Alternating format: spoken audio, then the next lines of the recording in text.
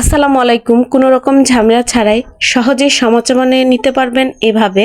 প্রথমে আমি আটা নিয়ে নিলাম, সাথে নিলাম রান্নার তেল, সাথে নিলাম অল্প লবণ, এর সাথে নিলাম ফোড়ন। এখানে একটু জিরা, রাঁধুনি সস আর মিষ্টি সস মিক্সড করা আছে। এবার সব একসঙ্গে মিশিয়ে নিব। কিছুক্ষণ মেশানোর পর এমন মুট করলাম, আর দেখুন এখানে দলা বাঁধে নাই। এখন আর একটু রান্নার তেল দিতে হবে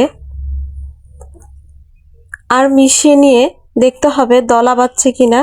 যখন একসঙ্গে দলা বেঁধে যাবে তখনই মনে হবে যে এটা একদম পারফেক্ট। এই যে দেখুন দলা বেঁধে গেছে কেমন, মুট করতেই এমন এই যে শক্ত হয়ে দলা বেঁধে যাবে, তখনই বোঝা যাবে যে এটা একদম তেলের পরিমাপটা ঠিক আছে। আর এখন অল্প পানি নিয়ে প্রথমে আগে মেখে নিতে হবে। তো কিছুক্ষণ মেখে নেওয়ার পর এমন একটা টাইট ডো হবে।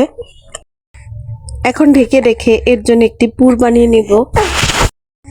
3টা আলু এখানে আমি গ্রেট করে নিচ্ছি। গরম পাত্রে রান্নার অল্প তেল নিয়ে জিরা ফোড়ন দিলাম আদা কুচি আর এই পেঁয়াজ কুচি। নেড়েচেড়ে হালকা ভেজে নেব। এখন দেব গ্রেট করে নেওয়া এই আলুগুলি।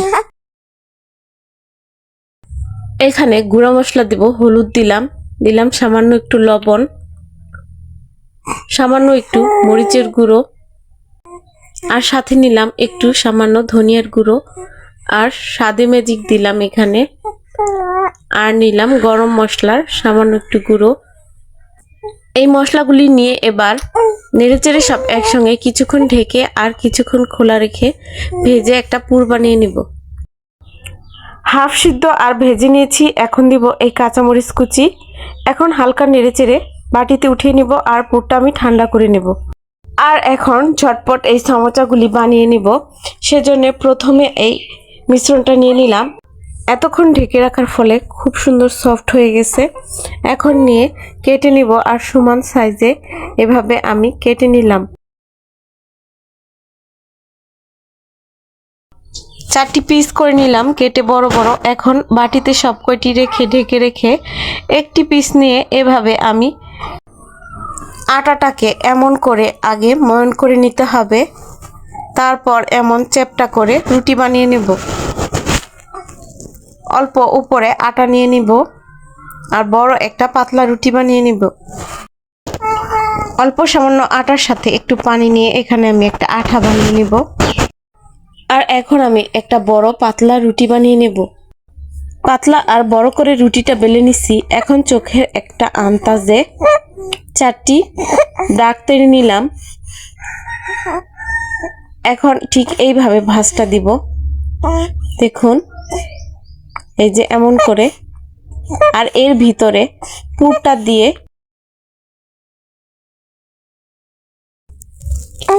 আর পুরটা এই চামচের উল্টো পাশ দিয়ে এভাবে ভিতরে দিয়ে তারপর আবারও এমন করে দেখুন। এখন এই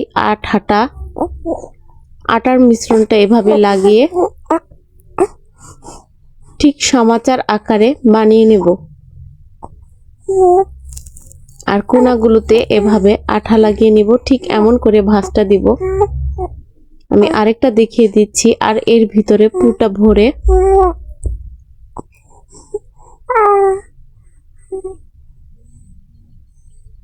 বেশি পুর পছন্দ করলে এভাবে বানিয়ে নিতে পারবেন।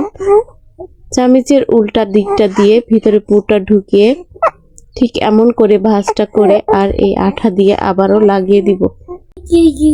এমন করে শীট বানানোর ঝামেলা ছাড়াই সমোচা বানানো যায় মাত্র 10 থেকে 15 মিনিটের মধ্যেই। সমোচার এই সাইজটা একদম ঠিক আছে। দেখুন, দেখে কেউ ধরতেই পারবে না খেয়ে যে এটা আপনি শীট বানানো ছাড়াই সমোচা তৈরি করেছেন। আর এইভাবেই সবগুলি সমোচা বানিয়ে নিয়েছি।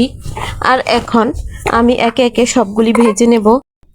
তেলটা হালকা গরম হয়ে আসলে একে একে সব দিয়ে দিতে হবে। একদম গরম ফুটন্ত তেলে দেওয়া যাবে না। এখন চুলার তাপটা মিডিয়াম রেখে উল্টে পাল্টে নেড়ে চেড়ে মচমচে করে ভেজে নিতে হবে। যখন এক পাশটা হয়ে যাবে উল্টে অপর পাশটাও ভেজে নিতে হবে।